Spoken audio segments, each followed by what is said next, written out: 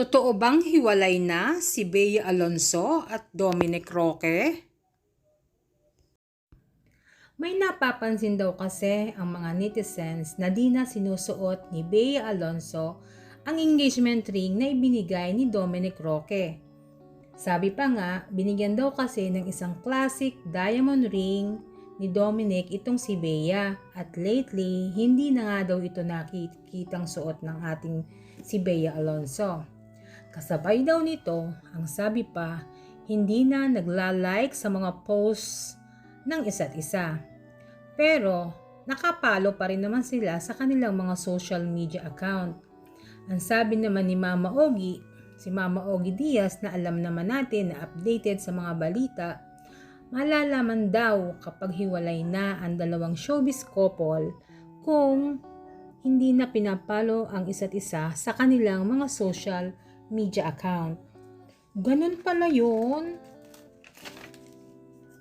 Kamakailan lamang, ang sabi pa, binisita ni Bea Alonzo ang kanyang mga close friends at nagkaroon sila ng isang dinner para nga daw maghinga itong si Bea ng sama ng loob. At doon napansin din daw ng mga tao na ang last post ng Dominic at Bea ay yung kanilang trip pa sa Japan na alam naman natin na matagal-tagal na rin iyon. Napansin din ng mga netizen na sa isang post ni Dominic Ochoa na birthday ng kanyang mami ay hindi daw sumipot itong si Bea Alonzo, future mother-in-law nga naman iyon. Naku, iniintriga na naman si Bea. Tas si Bea naman daw sa isang post na kasama ang kanyang family, wala din naman daw si Dominic. Nakataka-taka nga naman, 'di ba? Dahil lagi naman silang magkasama. Kapag party ng babae, andun si Dominic. Kapag party ng pamilya ng lalaki, andoon naman si Bea. Ang sweet-sweet nga nila noon, 'di ba? Kaya nag-iisip ang mga netizens.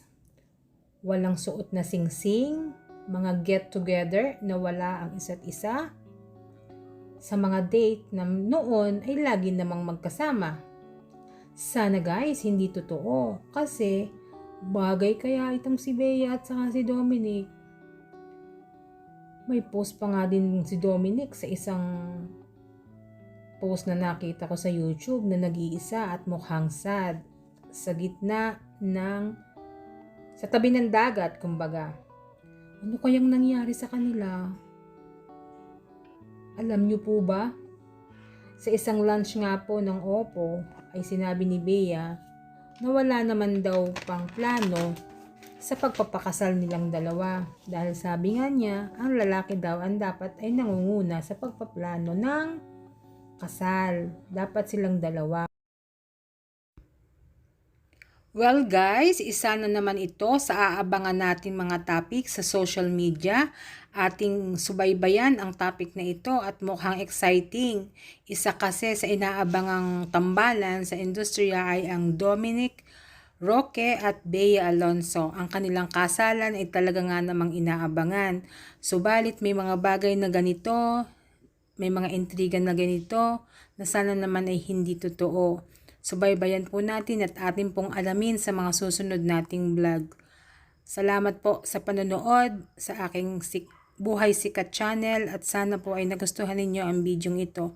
Thank you for watching. Thank you po.